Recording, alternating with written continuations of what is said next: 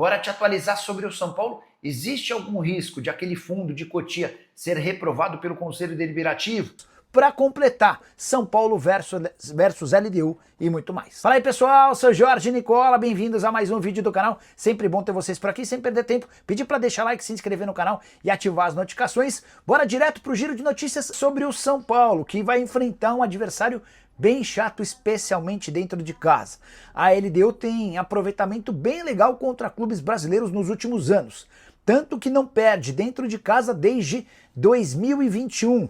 Nesse período foram 7 confrontos, com 4 vitórias da LDU e mais 3 empates. Os times que jogaram lá e perderam: Botafogo, São Paulo, Flamengo, Atlético Goianiense e Atlético Paranaense. Teve time que jogou mais de uma vez por lá.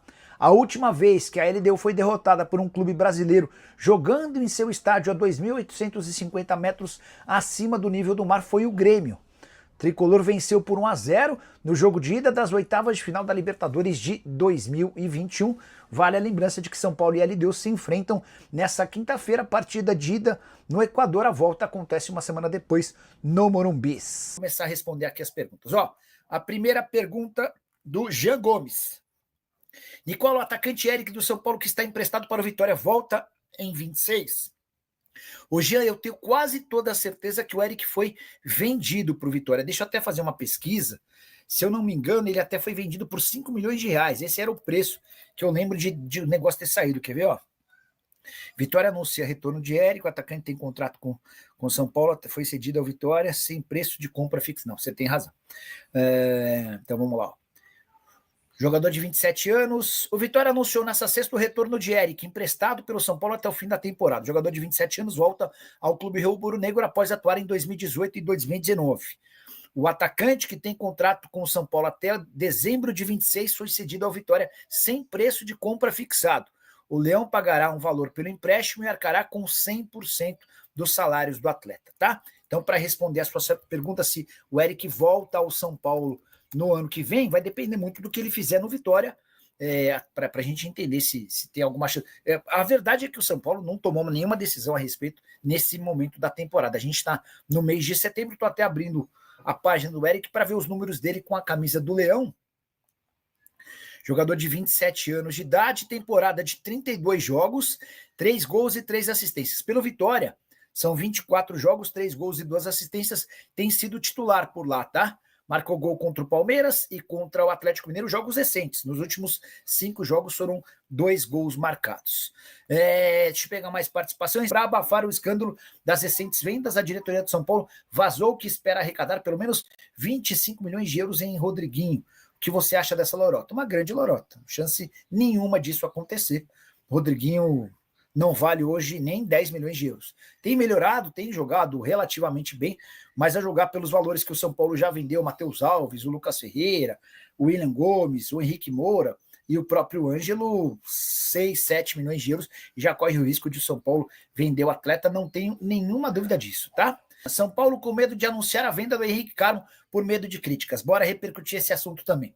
Nessa semana, pessoal, o São Paulo fez de maneira bem discreta, apenas no seu site oficial, uma nota confirmando a transferência do Henrique Carmo para o futebol europeu.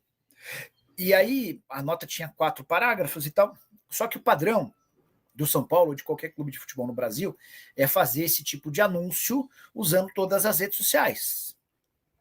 O São Paulo evitou e não fez dessa maneira. E não fez por medo de críticas a uma série de campanhas contra o Júlio Casares e contra o Carlos Belmonte, presidente e o diretor de futebol do São Paulo, por conta das vendas recentes, né? São Paulo tem negociado muito mal os seus jovens, o Henrique Carmo é mais um exemplo disso. A alegação de que ele queria ter ido embora e o São Paulo usou isso como justificativa para negociar o atleta, não cola com quase ninguém, né? O Gustavo Cruz, Nicola, e o São Paulo, quais são as novidades, Lucas? E os caras já voltam no final de semana. No melhor dos cenários, o Lucas iria para o banco de reservas contra o Santos para tentar ganhar alguns minutos de olho no jogo da quinta-feira. Eu não contaria com isso, até porque o processo de recuperação do Lucas está bem complicado. O Luiz Gustavo começa a treinar sem restrições a partir de sábado e o Caleri, no melhor dos cenários, vai ficar à disposição a partir de novembro ou dezembro, tá bom? Provável São Paulo, Rafael no gol, Rafael Tolói, Alan Franco e Ferrarese, o Arboleda correndo por fora, Cédric Soares de um lado, Enzo Dias do outro. Meio campo deve ter, só para confirmar, para não falar nenhuma bobagem, quer ver, ó? Cédric, Alisson, Pablo Maia e Rodriguinho centralizados, com o Luciano e Ferreira na frente. Aí vocês devem estar se perguntando, mais o Marcos Antônio e o Arboleda. Estão voltando de contusão, eles foram jogar nos minutos finais da vitória contra o Botafogo, mas não estão 100% ainda, né? E para um jogo na altitude, não é 3.600 de La Paz, mas em Quito são 2.850 metros, imagino que exista essa preocupação do Hernan Crespo. A definição vai ficar com o técnico do São Paulo, mas o São Paulo que vinha sendo trabalhado é esse. Tá? Nicola, e sobre a nova fórmula que estão querendo usar o VAR, com 2 desafios por técnico, o que você acha? Achei ridículo. Os clubes vão usar para picotar o final de uma partida eliminatória. O Bruno, essa é uma das maiores bizarrices do futebol recente. A Federação Paulista vai aplicar isso na Copa Paulista.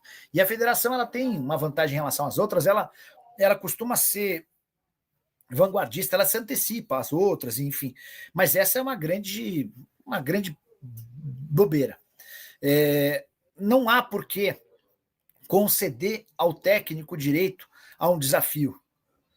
Porque o VAR exerce esse poder do desafio. O VAR está lá para estar toda hora desafiando a arbitragem dentro de campo. E é o que você escreveu. E isso vai acabar se transformando num instrumento para parar o jogo. Para, no momento de pressão, você vai, inventa qualquer coisa e pede para que o árbitro em campo visualize alguma coisa no árbitro. Enfim, e ainda tem gente achando legal. Pô, baita ideia, brilhante, enfim. Hora de falar sobre São Paulo. É verdade que o projeto de Cotia, aquele fundo que vai captar dinheiro, corre o risco de ser reprovado no Conselho Deliberativo? Essa especulação começou a ganhar força nas últimas horas nas redes sociais de torcedores do São Paulo. Queria trazer uma informação contrária.